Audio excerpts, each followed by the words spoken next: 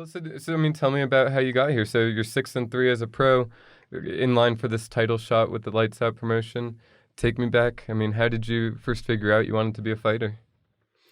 Uh, well, in my culture, in Armenian culture, uh, like Dagestan, Chechnya, Armenia, uh, Georgia, these are the countries of the Caucasus. Right, They're all like within Caucasus Mountains, right? Caucasus Mountains. Yeah. Yeah. In Russian, you say Kafkaz. Okay. And they're all like within a couple hundred miles of each other. And But treacherous terrain. I mean, it's not like you're yeah, seeing each other at the yeah, store. yeah. But we share a common thirst for violence, I guess. Like it's not even thirst for. I think it's just a part of being a man in our culture is to fight. Yeah, a testing ground. Yeah, like yeah. If you can't fight in our culture, then you're half a man. Hmm. Like it doesn't matter if you're a businessman or what. You have to be able to protect yourself. It's Right. just that's the way we are. Yeah. So when I was growing up, my like in Estonia, my dad wouldn't bring home Disney movies. He'd bring home like Jean-Claude Van Damme movies, Bloodsport. Kickboxer. And I was just brainwashed myself watching them over and over again. And I was like obsessed with it too. I was running around, punching, kicking cats, dogs, whatever. Didn't matter. Like So it was in your blood. yeah, just and this was just the natural outlet for my aggression. Yep. So.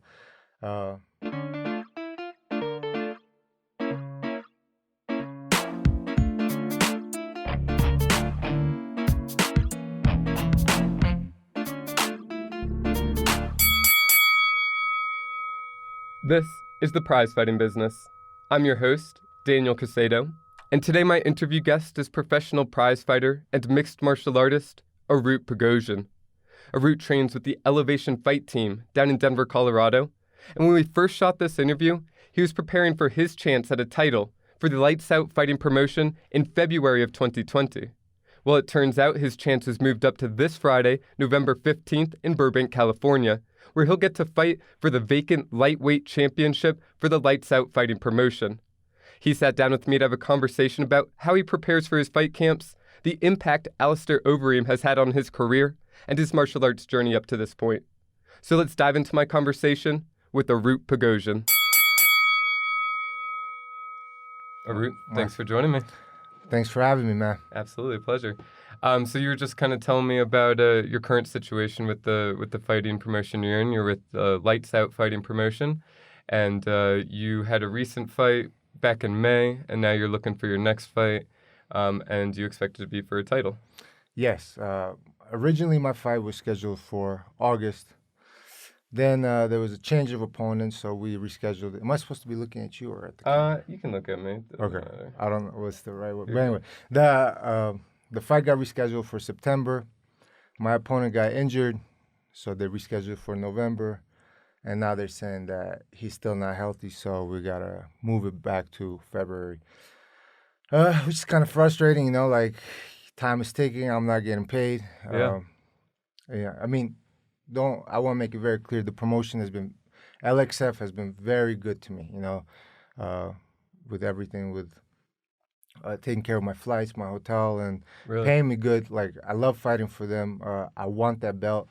But I guess that's part of the fight game. You get frustrated when you're on the brink of winning a championship and kind of gets pushed forward. Bills are stacking up. You got to pay all that, and it's a little frustrating. And like you said, this is your profession. I mean, this is what you want to do to get paid. This is what you want to pursue. You want to be a champion, and you want to do it at the highest level and prove yourself.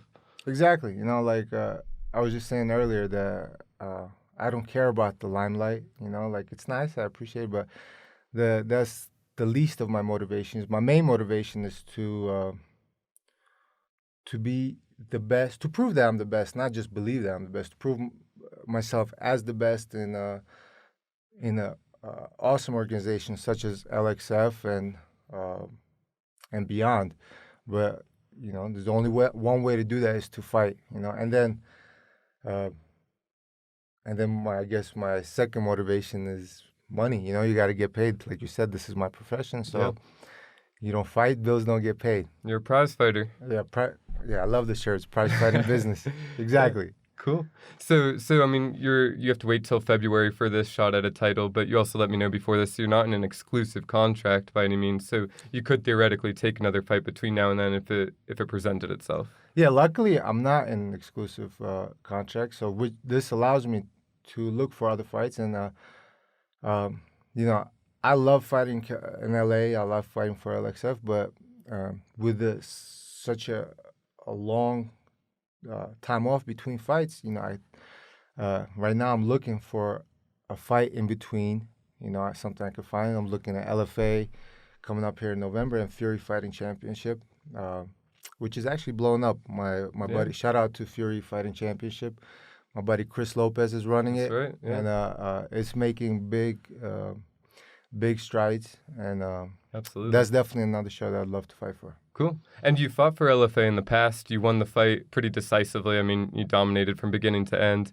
So you mentioned that was a hard fight. Like most people have no idea, but I went into that fight ready to steamroll through my opponent, and Nick Navarro. Shout out to Nick Navarro. He was pretty tough.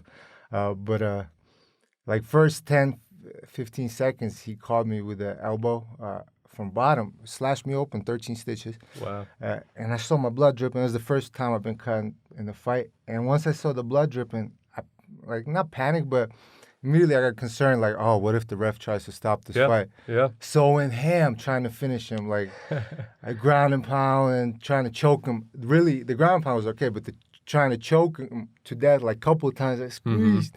I squeezed so hard, I gassed myself out. And then when I walked back to my corner after that first round, I was like, oh, shit. This round 2 and 3 is going to be a long night for me. And really, my spirit carried me through round 2 and 3. Like, you got that adrenaline dump first round and yeah, kind of just had to fight through it. I was so exhausted after that first round. Round 2 and 3, I just found the will to win. Like, it was pretty bad. Like, after the fight, it was a funny scene. Well, the fight's done, and my coach is like, raise your hands, walk around proud like you won. And I'm like barely standing there like this. So, but I faked it till I made it.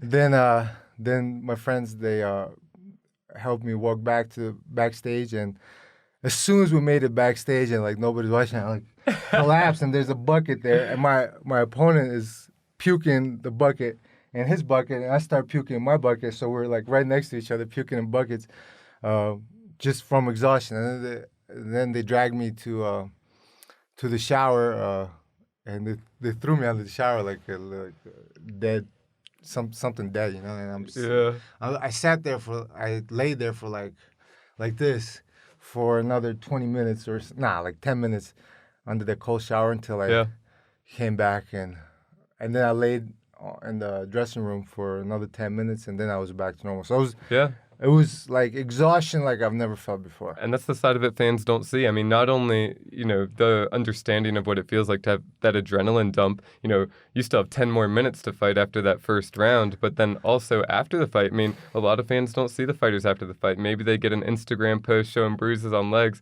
but, I mean, you put it all out there. You're exhausted afterward to the point, like you said, you need help walking back. It's crazy. The feeling that I hate the most. As Vince Lombardi said, fatigue makes cowards of us all, absolutely. Right? Or of all men. Yeah, that was on the wall of my first gym. It's very true. Yeah, but like there's fatigue, there's exhaustion, and then there's seeing Jesus. Like I think that's what was happening. It's like you're so tired that your eyes are blacking out. Like. But I've adjusted my training and like actually. Speaking of cardio, me and Alistair, we're going to... Alistair Overeem. Yep. We're going to St. Mary's Glacier again for actually this Sunday. We're going for the next... until December 3rd. So for the next month, we're going to be there. It is cool. It's 10,500 feet elevation, so twice as high as it is here. And that really, like... when I go to fight at sea level, I have like a 10% cardio, at least 10% cardio advantage. Yeah. When I prepared there, I feel like my cardio is at 20% higher than normal, and I've actually had my hematocrit levels checked, like just blood work done, and it shows. Like I see it. The numbers don't lie. Like the hematocrit levels are a lot higher when I train there. Yeah, it's miserable. Don't get me wrong. Like, I'm not a winter guy at all. I mean, once in a while I'll go snowboarding or something like that, but I like warm weather. I hate the snow. Like today when I was just driving, I was like, these mountains are so beautiful, but God, I hate it. Yeah, it looks nice. It looks nice, yeah, but like if you don't got to be outside, but like it's worth it. The results are worth it. Absolutely. So I forgot how I got on. Well, how long have you been training with Team Elevation? Since I moved to Denver from New York, it's been 2014, so 5 years now. But your whole pro career, essentially? Yes. Okay. Yeah. So you've always had that advantage as far as when you're fighting at sea level and compared to training at elevation. Yes. Well, but my first 4 pro fights were in Colorado, so gotcha. I didn't get to feel the advantage. Yeah. And my last 5 fights have been in LA. Yeah. Which I do feel that advantage. I love it. You spoke about that you like the lights out promotion, but I mean, do you prefer to fight in California over Colorado? Yeah. I mean, I love lights out promotion. Lights out is growing exponentially, and they're on the brink of. So they're shown on Fox Sports, and the promotion is only growing. So like, I love being a part of it. It's not just that it's California, it's beautiful, it's nice, but like specifically that it's lights out promotion. Yeah, they've treated me very well, and there's a huge future for it. So I love being a part of it. I mean, you fought for a few promotions. Anything in particular stand out about Lights Out? Like, is it that they're paying better? Is it that they just make you feel taken care of as far as the flights and accommodation? Or like, what makes a promotion a good promotion to fight for, in your opinion? They pay very well. Nice. At least they pay me very well. Yeah. And of course, like they make me. There's a level of respect. You go there. Don't get me wrong. Like I'm happy with the other promotions I fought for too. Like LFA and Sparta Combat League, and they've taken. I'm happy with all of them. TSE, but over there, they fly me in. They take very good care of me, and they've been able to keep me busy. That's I think is the number one thing for me. Like, get you fights. Keep me busy. Yes, get me fights, and with each fight, it's a higher level of opponents. So my rank keeps rising. And like, what more can I ask for? Yeah. Like that's the number one things. I want to be brought up. Higher and higher levels of opponents, and I want to be fighting every couple of months. Yeah. Like that's the biggest thing. What would be the ideal number of times to fight in a year for you? 4 or 5. Yeah. 4 or 5 is good. To really stay active. Yeah. Yeah. I like it. 3's not bad. 4 is good. 4 or 5. Sometimes like depending on how your body feels too. Like right. Sometimes a fight can you leave a fight a little more banged up than you anticipated, and then you need to take 1 week off. Is not going to cut it. You need to take a couple of weeks off. Yeah. But 4 or 5 is the optimum. I feel like. Cool. And you're 6-3 right now. 2 out of your correction. Yeah, go ahead. I am 6 wins and 3 fuck ups. I like it. Explain it. Tell me about it. So, first fight, I got caught in a submission with like rear naked choke with a minute left in the fight. Oh wow. Second fight, same thing. I got caught in a rear naked choke with like 2 minutes left in the fight or something like that. A fight that I didn't even get touched in. I was kicking ass the whole time. Then after that fight, I was like, okay, all right, no more rear naked chokes. I was like, I'm gonna defend this damn choke, even if I'm semi-comatose. There's no way I'm getting caught in this choke. Because again. you feel like you're essentially beating yourself. It's not your opponent necessarily beating you. You're just making these mistakes. Yeah, I mean, I don't want to take anything away from my opponents. They fought well and they got me in rear naked choke. Sure, Like sure. I say it's a fuck up because I know it's a fuck up on my part. Right. But they did their job and they Right. won. So Sure. Congratulations to them. By the way, I never hold any hard feelings towards my opponents. Nothing but respect. Absolutely. But and then this last fight, man, like it was an honest mistake. I wanted that championship so bad. It was like that belt meant the world to me. I got somebody. My manager sent me a picture of the belt.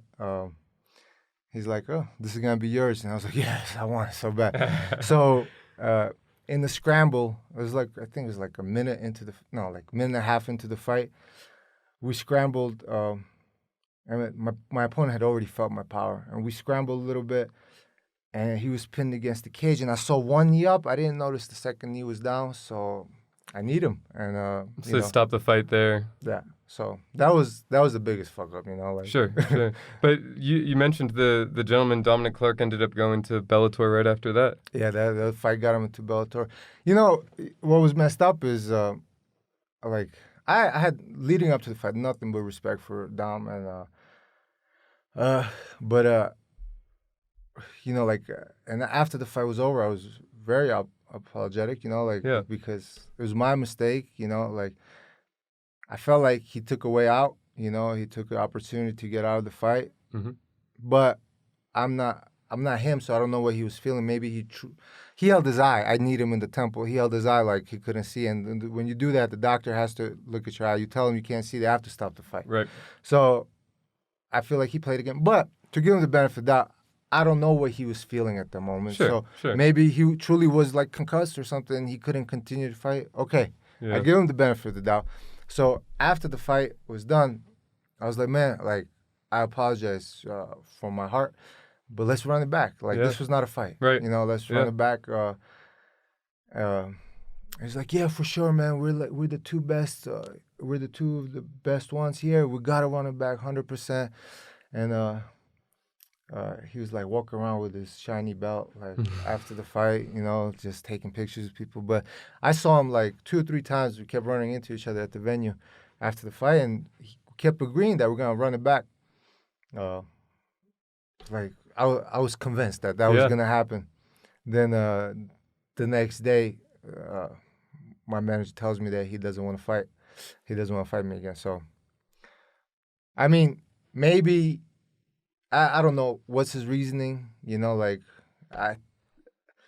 Maybe his plan was to get the belt and go to Bellator. So maybe he had no reason to fight me. Okay, like if that's the case. Yeah, sure. I mean, it's whatever an opportunity to take that next step up, go to Bellator. But it's just not a win, Like yeah, I mean, especially for a belt, doesn't really seem like a legitimate. So anticlimactic title. Yeah. Huh. And I was so pissed because I spent 6 weeks at St. Mary's Glacier. And that was going to be a 5-round fight. That was actually 3-round fight for a title, which I love. So St. Mary's Glacier, was that your first time going there for this? No. Well, I did Idaho Springs. That was the first time me and Reem did camp together, and that was at 8,500 feet. And that was the first time at St. Mary's Glacier at 10,500 feet. And Reem left. Like, he had his fight in St. Petersburg. He left, but he booked me my room for another, 3 weeks. Nice. He's like, you have this title fight, you stay. He's my homie. What man. A guy, yeah. No, that's really cool. I've learned so much from him. He's hooked me up so much, nothing but love for the guy, cool. We play video games with each other, talk shit to each other. But cool. Anyway, so he booked this, and I stayed there for another 3.5 weeks, I believe, on my own. Like, I was, before when it was his camp, we had sparring partners and, few people coming in and out, so it wasn't just us isolated on there. Mm-hmm. But here, I stayed alone on this mountain. No coaches, anything? No, I would come down to training. Gotcha. I would come down for training, and then I'll go back at night. Nice. So you're sleeping there, getting that high altitude benefit. It's really live high, train low. Got it. So I stayed there, preparing for the biggest fight of my life, you know, where cardio is not going to be an issue, Right. you know, at all. And then I felt so good warming up for the fight. And then the fight ends in like under 2 minutes. I didn't even break a sweat. I was so pissed. No, that's frustrating, I was especially so like you said, salty. put all the time that you have to put in on the front end. So you go to St. Mary's Glacier and then you come down for training. What does a normal fight camp look like for you, like Monday through Friday or Saturday? It's Monday through Saturday. Okay. Yeah. Well, you want me to break down my schedule? Sure. Yeah. Yeah. Like I'm very meticulous with my Really? schedule. Cool. I'm very Cool. obsessed with it. I could sit there, I have the Google app, the calendar app, Yep. and I have it all like color coded and everything. I love it. Damn. My last employer would have loved that. They called it calendar blocking. Yeah. Look at this. Wow. Yeah. Look See, at that's a this. beautiful calendar. Cause I'm telling you, like when I say I'm obsessed with getting better, Yeah. it's like at this level, it's not just about going train. It's like incremental changes in your Absolutely. training regimen that make the big difference. Well, like a big difference is like 1 or 2% better. Yeah. You know, and yeah, I'll go through it. Cool. You know, Yeah. Monday morning, actually Monday afternoon, I go like noon. I hit pads with Sean Madden. Nice. Great pad holder. Yeah. A great coach. We're making incredible progress. I can't wait. His striking knowledge is incredible. I can't wait to show what me and him been working on. It's Cool. gonna be next level. Then immediately after I wrestle. Then at night I go to Lifetime Fitness and I work there too. I'm a personal trainer there. Cool. And I work on my own. I work on the things that me and Sean have been working on that morning Yeah. or the afternoon, and I re-drill it on my own to kind of Nice. cement it in my head. Mm-hmm. Then I do sauna and swimming, and Yeah. that's like, so the first part of the day is hard, and then the second part is easy. You But know? active recovery, I mean, not necessarily just laying around recovery. You're going swimming, you know, you're It's doing not. things that It's good not for your even joints. recovery. You're still working out. It's low intensity training. Okay. Let's put Okay. it that Cool. way. I like that. Then Tuesday sparring. I get there about an hour early. You know, warm up proper like I would before a fight. Drill a little bit, and that like I would before the fight, and that gets me ready for sparring. I do my 5 rounds, then foam roller and everything at the end, and then at night I go do my strength conditioning, some followed by some bag work, and then sauna again. Nice. Wednesday, I go to high altitude, and I do my warm up like again hour before practice, before the official Nice. practice. I warm up, I train. I do my physical therapy, so like low intensity training that kind of builds the stability in my muscles to Yep. prevent injuries. Then I go through my the team practice, and then at night I go to Thai boxing with Christian Allen. Nice. You know, great class too. Then Thursdays I take completely off. Cool. I'll go to the sauna at night. You know, just to sauna. Many people don't know boosts human growth hormone, so it's a huge recovery tool. Oh yeah. Then Friday is sparring. You know, I'll go do my mobility training like before, and I go hour and a half before first round starts. You know, Yeah. again I treat it like fight day. I do everything I would before the fight. Then I do my rounds. Then at night I do my active recovery lifting training, along with swimming, sauna. Cool. And Saturdays is actually one training session. I'll do some MMA grappling, Yeah. followed by meeting Jesus, which is like a condition. Initially, it was Alistair's creation. It was something we did on the treadmill. Uh-huh. It was I can't disclose the secret of how we do it, but it was something that like brought you to the brink of death, and you just like you had to find the will to make it through it. But I've decided it was great. That was really good, but I decided it could be better by being more fight specific. Yeah. So I modified it, and I made my own circuit from my experience with training at Lauren Landau's strength Nice. conditioning, and from training with Alistair. I was just like all my training, I've taken the things that I thought were most applicable and closest to a fight stimulation, and I've created my own 5-round circuit that goes exactly the 5 rounds like a fight, you know, except my break is only 30 seconds here to Cool. catch my breath. Yeah. So train hard, fight easy, I love it. No, I love the schedule. I like that you break it all down too. I mean, it's an intense schedule. Well, yeah, it is very intense. Like if I look at it, I'm putting in 25, 30 hours a week. Right. So it's full time. Absolutely. But I spend hours. Like I could spend like at least an hour looking at it and just, what can I move away from here? What can I add? What can I take away? Just playing around with the small details of trying to optimize. I wake up every morning, and this is how I know I'm on the right path. I put my heart rate monitor on. I've been doing this for since my last fight, so 5-6 months now, I think. I check my resting heart rate level, heart rate. Yeah. And, there's days where it's elevated. So I'm like, okay, today I got to pull back a little because I'm always walking that fine line of training hard and overtraining. Getting that heart rate monitor has actually helped me by making me train easier. Yeah. So I would do a hard session in the early afternoon, and then I'd go at night thinking I'm doing an easy session. But with the heart rate monitor on, I see that I'm redlining myself second time. Yeah. And that's how you burn out real quick. So that's been a huge tool in how we're training, and my cardio is on a different level.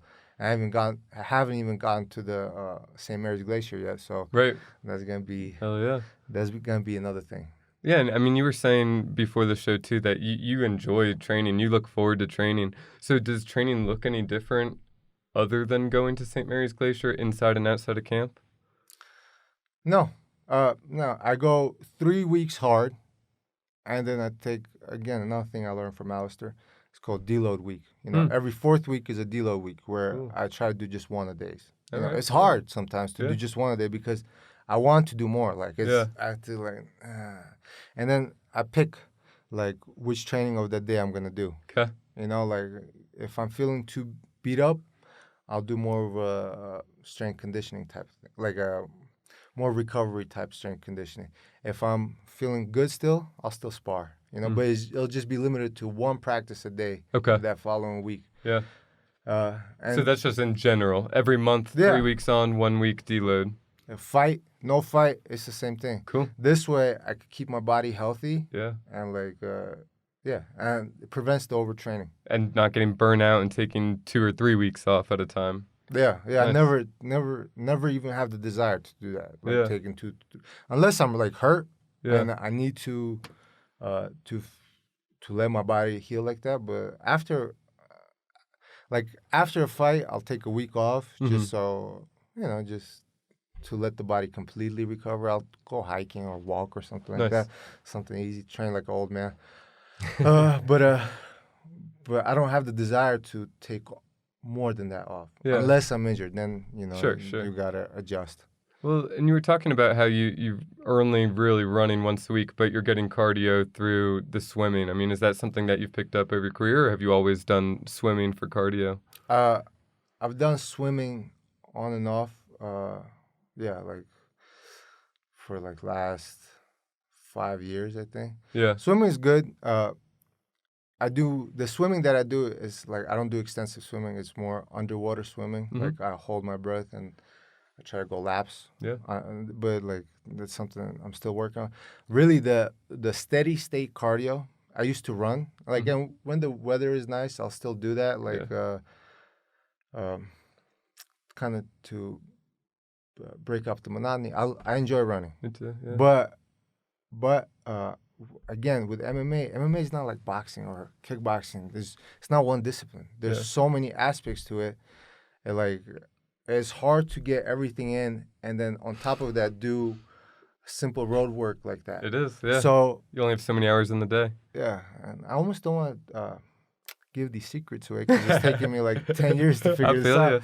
But again, with this heart rate monitor, the reason people do steady state running is because that's what builds your cardiovascular base. So, let's say running, for example, at 75% of your maximum heart rate capacity, you build in that long, steady state, long capacity of your heart, your cardiovascular capacity, basically, right? And it's simple. It's a simple thing. You just run at a normal pace, and you don't need a heart rate monitor for that to be able to see that, like, okay, this is, you could kind of gauge roughly at what capacity you're running, right? But today with heart rate monitors, you don't have to do road work. Like, I do my steady state cardio while, like, so Monday nights when I go practice what me and Sean Madden been working on. Yeah. I'll put on the heart rate monitor and I'll put it in front of me, like behind the heavy bag, so I can see it the whole time. And I'll shadow box. And then sometimes I'll I'll hit the bag, but my heart rate will stay between 70 and 80% of my maximum heart rate. Yeah. So I'm keeping it at that percentage, which is doing exactly what steady state cardio And sport specific. and the sport specific. Cool. So I like that. yeah, and this is a shout out to Matt Brown. He gave me a book. The Immortal? Yes, The Immortal. He's a good buddy of mine. We trained together for a couple of years. He gave me a book as a gift, heart rate training, and that's where I picked up all these concepts from. Took me like 3 times to read it before I actually implemented the things I needed to do, like to fully grasp what the book was saying and apply it to MMA. You know, took 2-3 times of reading it before I could do it, because it was more geared. The book was geared more towards like triathletes and long distance runners. So I had to make some adjustments there and kind of work it specifically for me. Yeah, but that's similar to the approach Landau's taking, though, right? I mean, monitoring heart rate, having you peak kind of near the end of the fight. And shout out to Landau's because I've learned so much from them. Yeah, I base my strength conditioning. A lot of it's still based on what they do. You know, like having a separate power day, having an active recovery day, having a metabolic day. My metabolic day, I call it seeing Jesus, is like when you're on the brink of death. Is some of it is based from their metabolic conditioning. Yeah. I figured I have a degree in biology, health science, and like I'm a trainer myself, so like I'm confident in my ability to formulate a good training regimen. So, of course, in my heart, I believe my training regimen is better. Sure. But it's built on the shoulders of giants. Yeah, like, absolutely. It's built on their foundation. And then you take what works for you and make it your own. Yeah. I love it. Yeah, so like I'm very grateful to them. You know, like for example, like structural integrity of your body. Right. You know, I had no concept of that before. I mean, I kind of did, but I'm just figuring it out. I'm with you. That came from Lauren Landau, you know, from his book. Actually, I recommend it. I forgot the name of it, but another buddy of mine gave it to me. So it's a great book, and I learned a lot from that book too. But, you know, when I first moved to Denver, like in 1 year, I got injured 3 times. I was like, what the you know, why is this happening? I was 26 at the time. I was like, why am I getting injured? Yeah. And once I started working with Landau, like knock on wood, like I'll get hurt here and there, but implementing their training regimen, their warm up, which is like their mobility warm up, you know, I feel like I'm giving away big secrets here, but has been crucial. Yeah. And like preventing injury. So like whenever I'm training my clients, you know, like I teach them that. Like that's the first thing I teach them. You're seeing it get more popular. I mean, even on Instagram, you're seeing these people kind of coming up with the mobility stuff.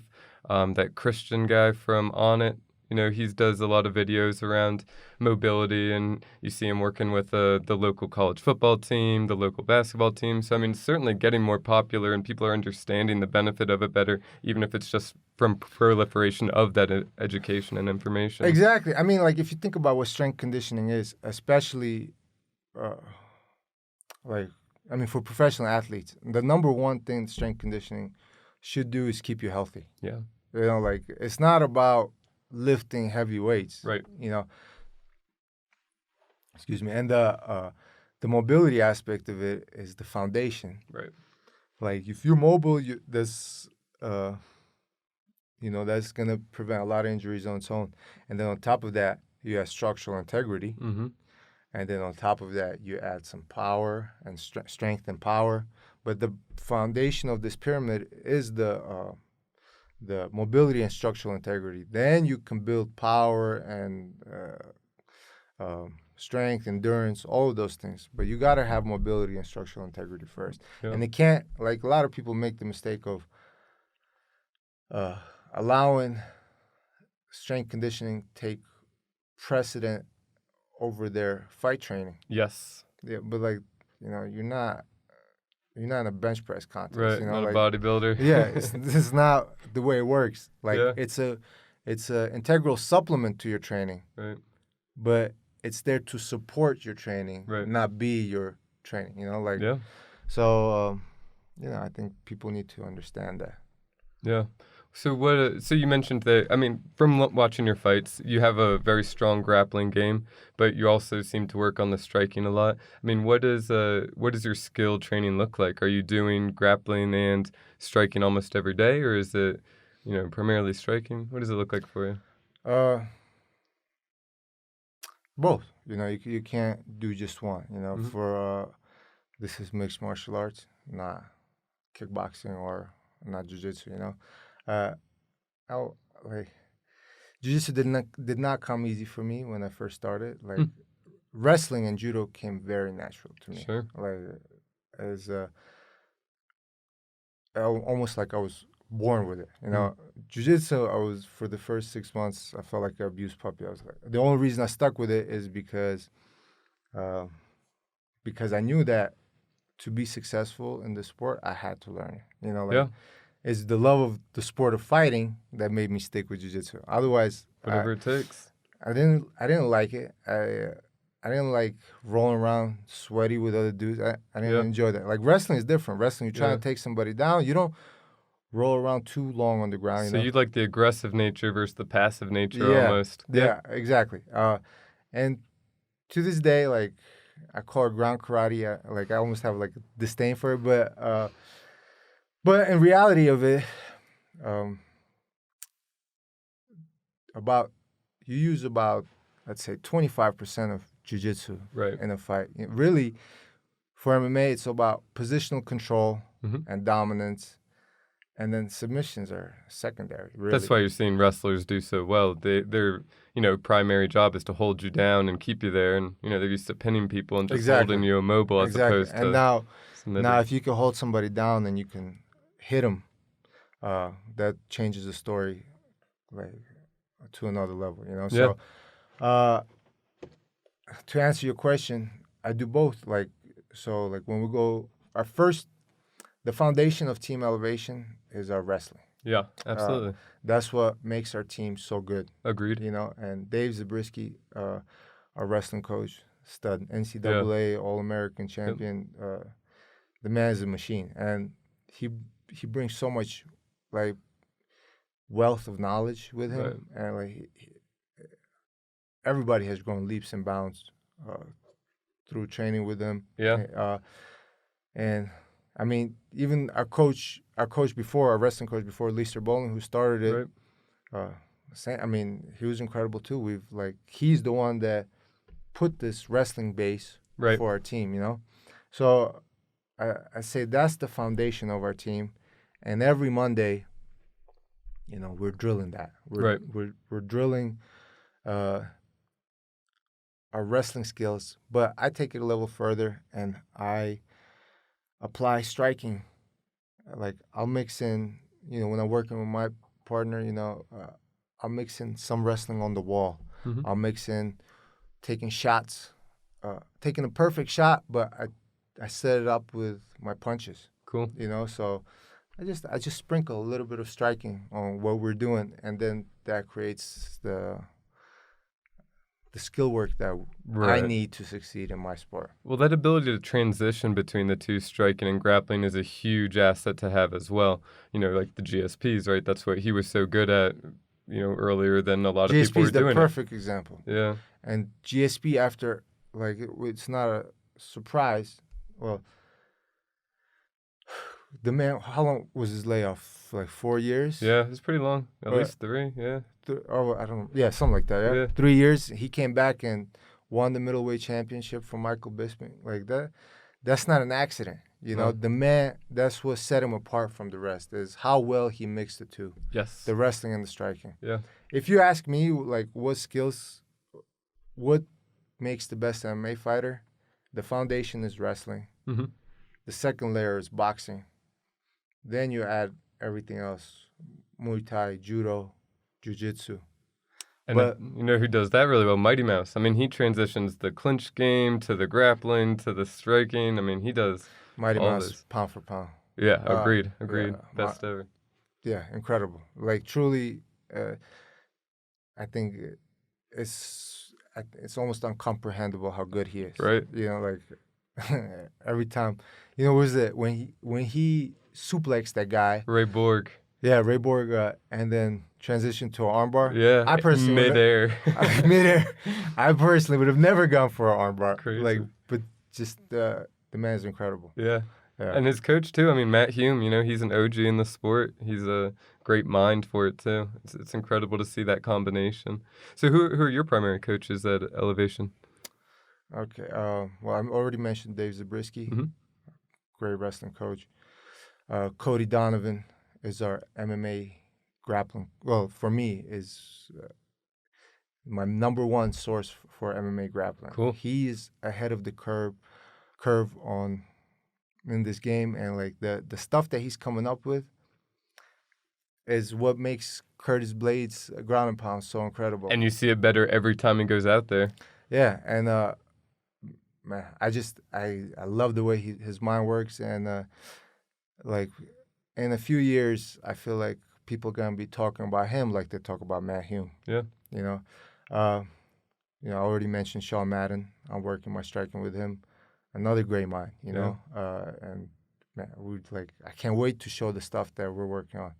Another coach, Christian Allen, you know, he's been my coach from the beginning. You know, I've gotten a lot of my striking from him. He's been an innovator forever, you know, like switching stances and incredible, you know, like, and then like, you know, the rest of the coaches on our team, like Vinny Lopez, Peter Straub, Elliot Marshall, I'll pick their brains once in a while here or there, but the main coaches I work with is Cody, Sean, Christian, and Dave. Cool. How do you decide who's in your corner for any given fight? Well, like when I fight, when I fight in LA, I can only fly out. It's kind of I can only fly out one coach at a time. Right. So I'll take one of those coaches, whoever's available. You know, this fight I'm gonna take Sean. You know, we've been working the most together. Cool. But you know, if I could, I'd fly out all of them. Yeah. Yeah, Right. but it's like right now, it's not. I'm not making enough money to do that. Yeah. Unfortunately, but I will. And then I'll take. I have buddies there, Nick Angeloni, Georgie Karakhanyan, and Arnold Cool. Jimenez. They, you know, any of those guys, when they're available, they'll come out and corner me there, and I'll sometimes. When I fought in December back there, Alistair actually came and cornered me. Nice. So it's like however it works out. You know, it's never the set people you can take with you. You know, you have to be flexible in these aspects. Ideally, though, you want somebody that you can take advice on striking and somebody that you can take advice in grappling. Yeah. So if you have like two guys like that, you know, one that can give you striking advice while you're fighting and one more grappling advice, you're good. Yeah. Yeah, but I have a good relationship with all those guys I mentioned, so, you know, like I take what I can get. Right. I have to adjust accordingly. Yeah. So. And I mean, not only with the coaches, but you have a wealth of knowledge in the gym. You know, I talk about it with everyone that comes on here that's with Elevation, but tons of guys at the highest level that you get to work with, and especially at your weight class. We were talking about before the show, you know, it's almost hard for you to find matchups specifically in Colorado because so many of the people you train with. Man, so.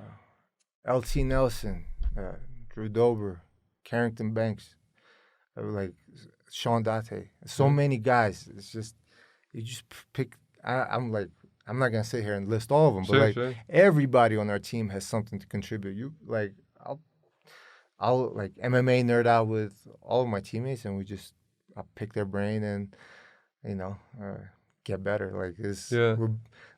that's another thing that sets. I mean, I'm sure there are some other teams are like that too, but we really have that culture in our team of making each other better. So like we share our secrets, our perspectives, and help each other grow. Yeah.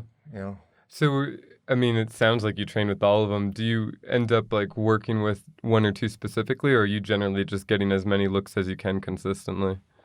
I mean, like there's a few guys that I work with more often than not, but really, it's everybody. Yeah. Like I pick everybody's brain as much as possible. Yeah. Yeah, and everybody, like not everybody, but at this high level, at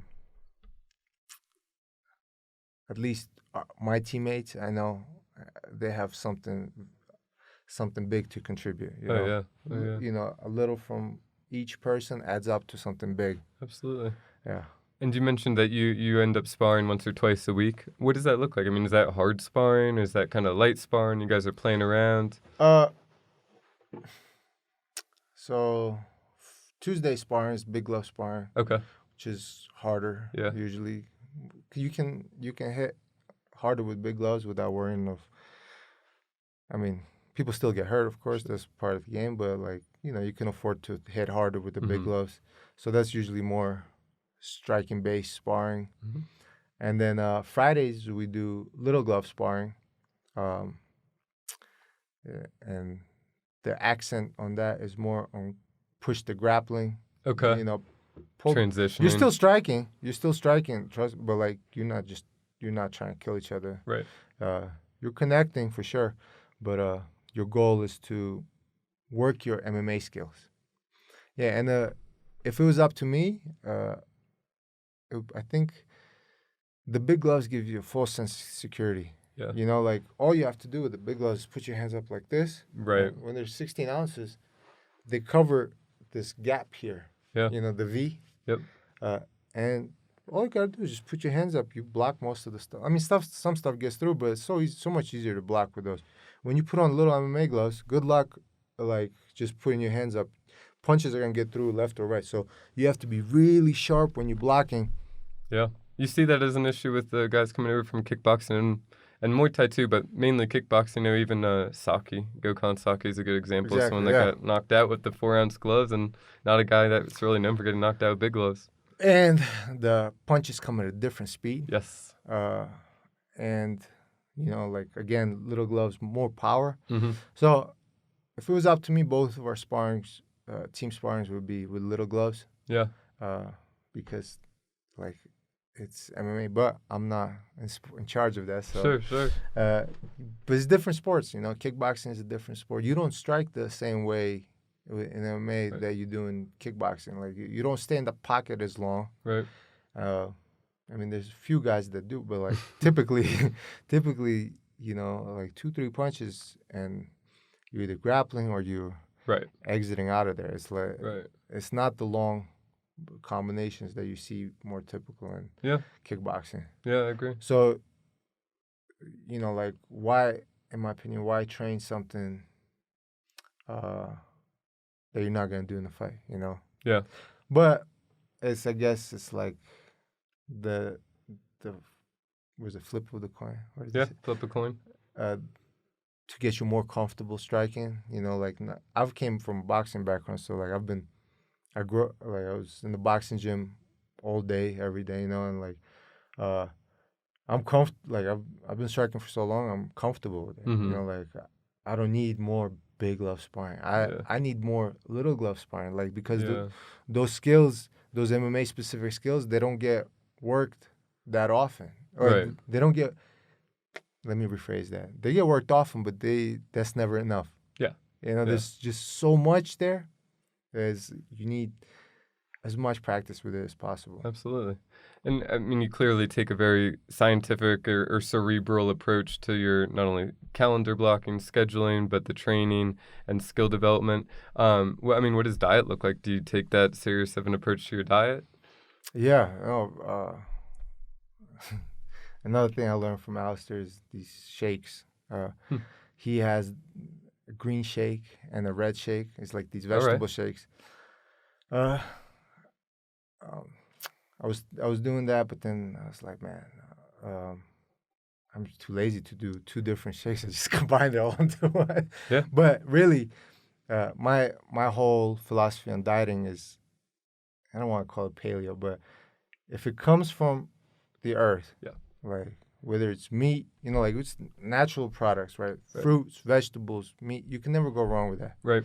Uh, and It's pretty yeah, paleo. It's just no processed stuff, no bread, I or as little I bread just as have possible. like negative associations with like paleo people. Sure, sure. Like Anything that you have to label yourself yeah, yeah, completely as an absolute. yeah. It's never an absolute like Yeah. that. But in general, I eat as much vegetable. Like I can show you like what goes into these shakes, but it's pretty much every vegetable you could think of, and a few fruit to kind of blend the taste and Yeah. make it more palatable. Yeah.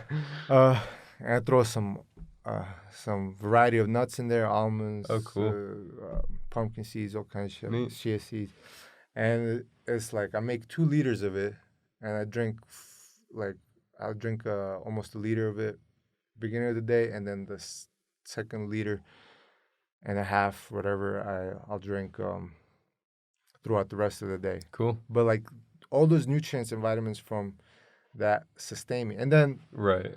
of course my protein. Yeah. Like whether it's from protein bars or like meat, Yeah. eggs. If you think about what eggs are a giant stem cell. Yeah. Like that's an egg. You Yeah. know, is it? So I think unless you have an egg allergy or something, which I don't know, people say they do, but I'm not buying it. I feel like it's the best form of protein And lowest there cost, is. or one of the lowest cost as And well. the lowest cost. Yeah. Yeah, one of the lowest cost. But any kind of protein, like I don't discriminate. Sure. Uh, So well-rounded. I mean, essentially avoiding processed food I as guess much so. as possible. I guess so. at And the then very like least. it comes the question of carbs. Carbs have their place. Like you can't Yeah. cut them out completely if you want to perform at the highest level. Right. It's just the thing with the carbs. It's you gotta have them. It's Right. just the timing of it. Yeah. You gotta have them before and after practices. Yep. Make sure that your glycogen storages are at their peak Right. if you want good performance. Yeah. I mean, look, like you said about, it's kind of a journey as far as how you pick up all these things, all these skills. But one thing that I read when I was more into weightlifting is that if you're not replenishing with carbs after you lift, then your body goes to eat the protein or the muscle instead of the carbs. Yeah, it goes in a catabolic mode. Right. So, and I have a degree in biology and health science. Yeah. But I helpful. still need a reminder in these Sure. things. Like Sure. for a while, I kind of cut back on my carbs. I'm like, I'm getting enough carbs from these fruits and vegetables, but I wasn't. They go through your body quickly. Yeah, they do. Yeah. So like, I needed starches, like actual, Right. even a little bit of bread. Bread is demonized, but Yeah. like some Ezekiel bread or something, or buckwheat. Well, yeah, the complexity of the grains, but also, I mean, as long as you're burning it, right? The issue is that people kind of conflate your diet of being an average person that doesn't push their body constantly with being someone that's constantly grinding, Honestly, I could feed off McDonald's and still have a six-pack. Right? Yeah. It's not. You're putting in the work to do that. Yeah, it's not about that. It's about performance. Like that's. Right. It's not the reason. The reason I don't eat McDonald's is not because I'm afraid of getting fat. It's just I don't like my performance will suffer. Well, that's why those shakes seem to make so much sense. I mean, just you talking about it, like, yeah, I mean, that clearly makes sense. We start the day off by loading our body with nutrients, and then we make sure they don't get too deplenished throughout the day, so you keep that energy. Nutrients and hydration too. Yeah. Like these shakes keep you well hydrated. Right. And that's another big thing in preventing injuries is your hydration level. You go in slightly dehydrated, even moderately dehydrated, then your risks of any injury goes up, whether it's ligaments, concussions, all of it. Yeah. So You want to stay healthy. You want to be fully hydrated before all your practices. Yeah, no, it's a very smart approach. I mean, to clearly your whole approach to your career is very cerebral, and I like that. Well, I'll tell you why. It wasn't always like this. I mean, I've always tried to do my best, but the older I get, the more cerebral I get because I'm trying to get every little edge possible. Yep. And because ultimately we're putting our health on the line. Absolutely. We pay the highest price for our goal, I guess. Highest price for the prize. Yeah. So, if I'm putting my health on the line, if I'm putting my soul on the line, I tell people every time you get a concussion, you're losing a piece of your soul. Just, how big of a piece, it depends on the severity of the concussion. But, you have to, if you're a fighter and you don't acknowledge it at least, then you're just being a dumbass. Deluding yourself. Yeah, because you have to know what you're putting on the line, and you have to be okay with it. I've accepted that, there's a price to pay, and I'm okay with paying it. Yeah. I just want to pay as little of that price as possible. So what motivates you then? I mean, is that what motivates you? Just the, you That's want part to of it, go? right? Yeah. To be as meticulous in my training, that's the part of it. So I want to be so good that I absorb the least damage possible while inflicting the most damage, and I want to go as of course I believe I'm gonna be a champion, world champion. Whether that actualizes or not is up to God, universe, whatever you want to call it. We don't know. There's only one way to find out is to do it. But if I know I've given it my all, and this is it, this is giving it your all, you've been in love with the process, and just in every little detail, giving it your all, then I could sleep easy at night. And the outcome is irrelevant to me. The process is what's most relevant to me. Right. Have I done everything that I could possibly do to actualize my goal? Nobody, I didn't like stretching. I didn't like warming up. I fought, in my amateurs, I ran through my amateurs. In the amateurs, I ran through people like hot knife through butter. I was knocking everybody out. And I fought, without warming up. I didn't like that. That's not fun to me. I don't like rolling on a foam roller. I hate that stuff, But you love the success that it comes with, that it breeds. But it's not just about the hard training. It's about the monotonous, boring shit that needs to be done too. Yeah, it's absolutely. You got to do it all. Well, I mean, some people talk about that, whether it's the 5 minutes or the time right before your fight, the time before you go out there when a million thoughts, a million emotions, every emotion potentially is going through your head, confidence, unsurety of yourself. But, one thing that you do have control over is how many practices that you missed, when you're going through your head right before the fight. Okay, well, did I truly give it my all? Did I miss any training? Did I skimp on anything? And only you truly know if you gave it your all. And that's a level of confidence that is necessary to fight at the highest level. Yeah, you just expanded on what Caycedo said best. Preparation breeds confidence, and confidence breeds success. Absolutely. So I love that. That quote is on my wall at home. Cool. And I look at it and it's just, you question that. That's exactly what, you said it best. Before the fight, that's what you're questioning. You're questioning your preparation. Oh, did I do it all? Yeah. Whoever says they're not nervous before a fight is full of shit. Right. Everybody's nervous, and everybody gets fucking unconfident thoughts, but you just got to let them pass through you like clouds. And I think it's where some people stop, though. They get to that uncomfortable thought, that uncomfortable feeling. Maybe they visualize themselves getting knocked out, and they go, oh, goodness. And they stop there instead of thinking it all the way through. I mean, I think that, like you said, you have to let it come, but also let it go, think that situation through. What would you do in that situation? How would you handle that situation instead of just, oh, goodness, I could get knocked out? And let it paralyze you, essentially. Yeah, it's called radical acceptance. Okay. Cool. This is not ballet. You want to be a fighter, you have to risk the possibility of getting knocked out in front of all those people. Yeah.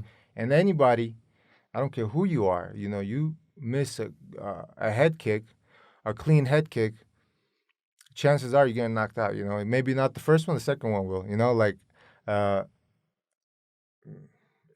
that's part of the game, right? Yep.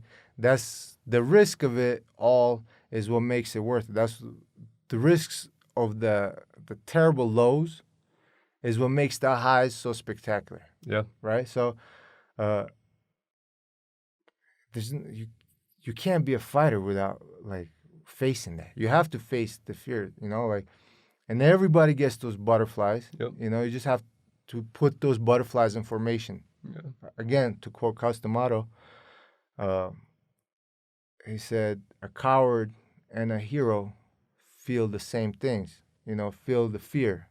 And a fear is like a fire. You could let it keep the house warm, or if you let it get out of control, it burns down the house." So, smart man. Caycedo, I've listened to a few Mike Tyson books and his book too, I guess a custom autobiography book. Yeah. And the man was a genius, especially at his time. Yeah. He really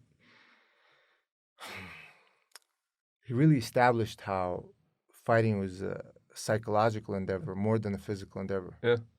Of course you have to have the physical capabilities, but at a certain level, everybody has the physical capabilities, but you have to develop the mind more than anything else. Yeah. So. And not saying that, Conor McGregor is the best example of a strong mind, but he had an interesting perspective.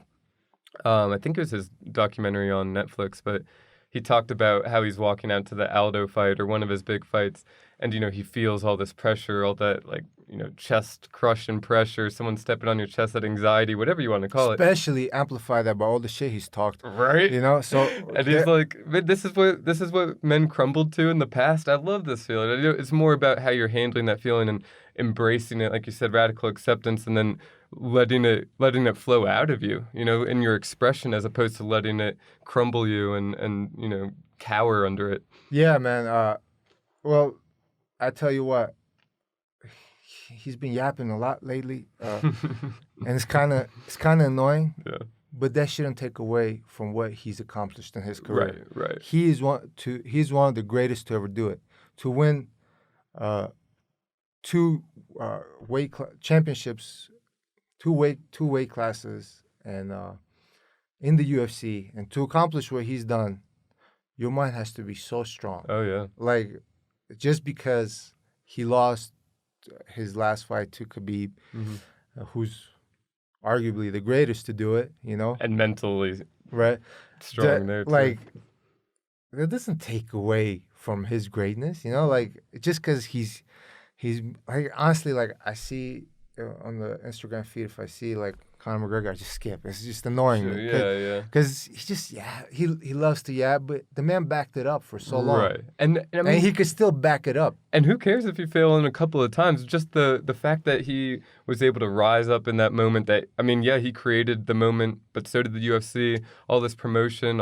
Again, that feeling that he must have had on his chest, but he's able to rise up not once, but multiple times and accomplish these goals that he has. And not only that, but calling the shots, it's incredible. It's incredible. It's truly incredible. I just would like to see him. I'd like to see him fight my teammate Justin Gaethje. Gaethje, that'd be a sick fight.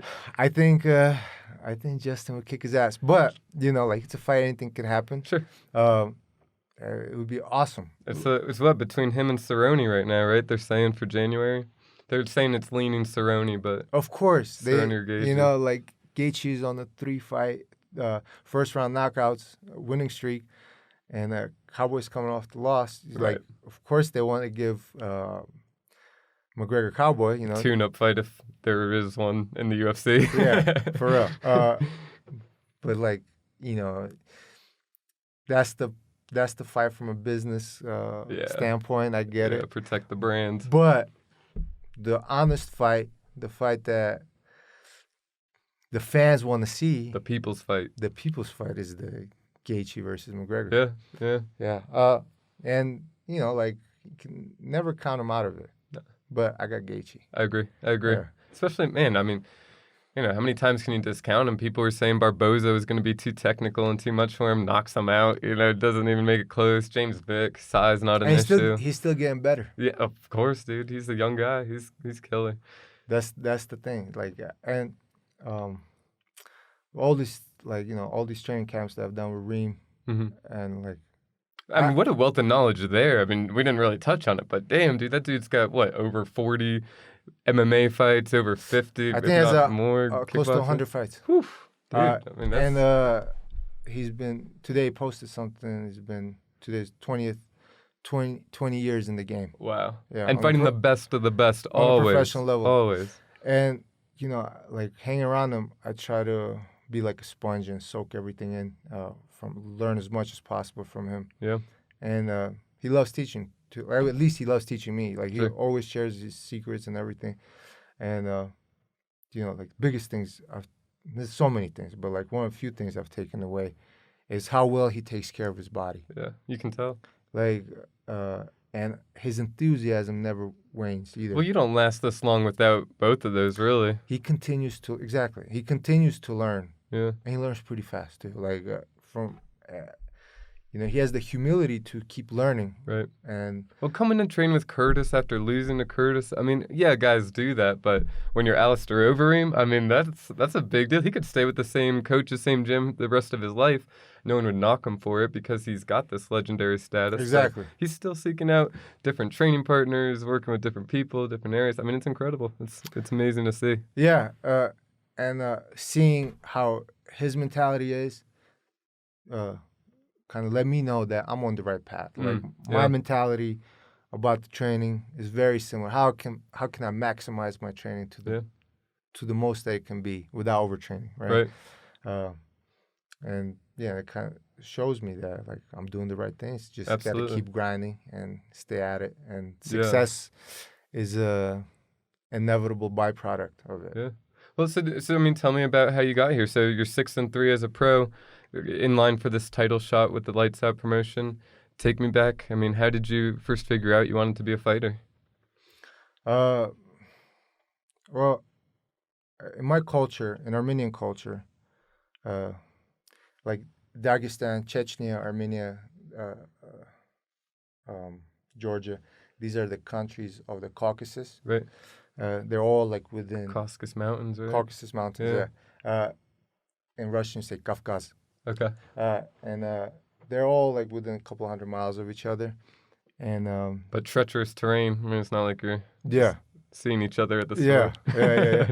But we share a common thirst for violence, I guess, you know? Like, it's not even thirst for, I think it's just a part of being a man in our culture is to fight. Yeah, a testing ground. Yeah, like, if you can't fight in our culture, then you're half a man. You know, like, it doesn't matter if you're a businessman or what, you have to be able to protect yourself. It's just, that's the way we are. Yeah. So when I was growing up, in Estonia, my dad wouldn't bring home Disney movies. He'd bring home like Jean-Claude Van Damme movies. Bloodsport, Kickboxer. And I was just brainwashed myself watching them over and over again. And I was like obsessed with it too. I was running around, punching, kicking cats, dogs, whatever. It didn't matter. Like, so it was in your blood. Yeah, just and this was just the natural outlet for my aggression. You know, so you know, as a kid, I didn't always have the discipline to stick with things like I do now. You know, like, I think discipline has to be developed. Exactly, it developed over time. You know, I think I was around 14 that I developed the discipline to stick with things when things got hard. You know, like, as a kid, I started with Taekwondo, then we moved, then I did boxing, then I did Taekwondo, then boxing again, and it was just switch back and forth, you know, like. And then when I was 14, I finally stuck with it, and I think I remember the Ultimate Fighter came on the season 1. I was around 15 years old, and I was so cocky then. I was like, "Oh, these guys striking sucks." Yeah. And I remember MySpace days. I even messaged Kenny Florian. I was like, "Hey, I got a question for you." It was I think I was like 16 or something. And I was like, "Why is it that basically all the striking in the UFC sucks? Like, why are the guys so crappy?" And he's like, I can't believe he even had the patience to reply to my little arrogant ass. He said, "Oh, it may have not occurred to you, but it takes, there are many disciplines in the sport. It takes time to master them all." But he was actually pretty nice about it. Yeah, that's fair. He should have been like, "You go out there and do it." Right. But it looks so much easier from the comfort of your couch. But anyway, watching The Ultimate Fighter, I was like, "Oh, that's what I want to do." Yeah. So that was kind of my beginning round. And then cool. my high school did not have a wrestling team. Okay. So my buddy who was doing wrestling in his high school, I was like, "Hey man, can I come do wrestling at your school?" And I begged his wrestling coach. It was like his school was like 30 minutes away. I didn't even have a driver's license because I was undocumented for many years. I would make my best friend who lived across the street from me drive me to practice, and drive me back it took like 4 hours of his day to do that, but he would do it with me. Wow. I'm grateful for that. Anyway, so, and I'm grateful for their coach allowing me to wrestle on their team. You know? Right. And I wrestled at 189 actually. Like stupid. I was trying to get up to over 200. My goal was to fight Chuck Liddell. This is how delusional kids are. Yeah, I like it. I was bulking up to fight Chuck Liddell. They say that's how it happens, though. You got to set your eyes on that prize, and then, hey, some people end up fighting their heroes, you know? Well, it was funny. One of the wrestling coaches, he was like pointing at 170. He's like, "This is your weight class." I was like, "You're right." I was like, "I'm moving up. What are you talking about?" But I'm fighting at 155 now, you know? Yeah. I did all my amateur fights at 170, but like my true weight class is 155. So when did you take your first amateur fight? Back in 2007. Okay. Yeah. So 170, 2007. Yeah. So the reason 12 years ago. Yeah, my amateur career was on and off is because I was in school for so long. Okay. I made a silly promise to my mom that I was going to be a doctor, and I was trying to keep it, but life had other plans. Yeah. But so I mean, you'd been training since 14. You take your first fight in 2007. Do you know how old you were at that time when you first took your amateur fight? 19. 19. Okay. Yeah. And then your first pro fight in 2015. Yep. Okay. So been marinating. Yeah, 7-year gap there, 8-year gap there, but developing your skills the whole time, going to school, taking amateur fights. How many amateur fights do you think you had? 7. 7 fights? Cool. Yeah. And then, I mean, at what point did you say, "Hey, this is it. I'm ready to go pro. I feel it. I feel good enough"? Once I moved here, I've been wanting to go pro. Like even back, I just kept getting delayed, you know, like of going pro by other coaches. They wanted me to do a Golden Gloves tournament. And like it just kept getting postponed. But I wanted to go pro after my first 2 fights. I was like, I want to go pro. So you knew that's what you were doing as far as a career. Yeah. You know, you had school going on, potentially doing that for your mom. But I mean, deep down or in the back of your mind, you knew fighting was. I was studying to be a doctor. I hated medicine. Like I was embarrassed of putting on scrubs. Like I swear to God, riding in New York City, I was like riding the train, and like I had to wear the scrubs. I was just like. I had my head down. I didn't even want to look at people. It's just, to me, like doctors were a bunch of nerds. You know, like that was not me. The only reason I was sticking with it is because I was able to. Like academically, I was smart enough to do it. I had the capacity to do it. Right. But just because you have the capacity to do something doesn't mean you should do it. You know, like, I agree. If you have thoughts of putting a pillow over somebody's head, like over a patient, capacity, right? You shouldn't do it. Like. Yeah. So. Yeah. No. I mean, that's interesting. So then you take your first fight, 2015. You've rattled off 9 since then. Now you're in this position for a title. I mean, is this kind of where you pictured your journey going? Did you always know, you'd be a pro fighter?